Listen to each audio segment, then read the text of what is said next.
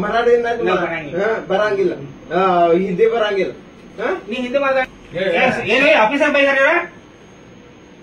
ಏನಿದೆ ಪೊಲೀಸ್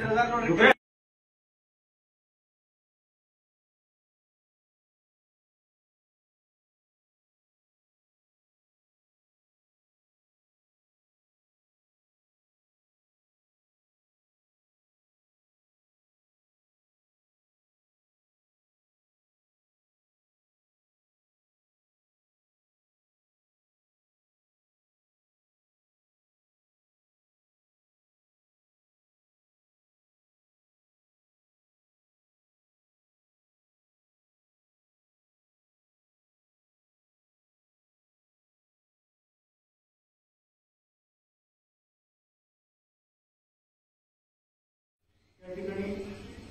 परवा दिवशी जो प्रकार घडला त्यावेळेला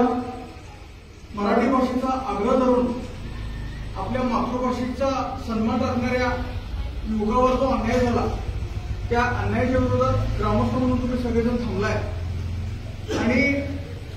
खऱ्या अर्थानं आज माझं स्वागत सत्कार तुम्ही केलाय, पण खऱ्या अर्थानं स्वागत सत्कार हा या युवकाचा झाला पाहिजे. मराठी भाषिकांवर होत असलेला अन्याय, मराठी भाषा संपवण्याचा जो भाग त्या ठिकाणी या प्रशासनाकडून आणि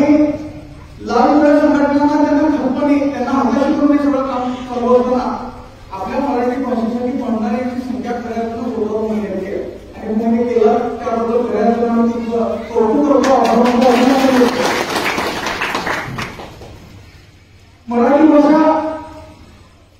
मराठी भाषेला हजारो वर्षाचा इतिहास आहे आणि आपल्या भारत देशामध्ये दर 50-100 किलोमीटरचा अंतर गेल्यानंतर आपली बोलीभाषा बदलत जाते आणि प्रत्येकाला आपल्या बोलीभाषेत जगण्याचा ती जगण्याचा अधिकार या भारताच्या संविधानाने दिलेला आहे आणि तो मूलभूत अधिकार हिरावून घेण्याचं काम हे कर्नाटक सरकार करत आहे. प्रत्येक वेळेला त्यांनी सांगत असतात की मुंबईची परिस्थिती बघा, पण परवा दिवशीचा मी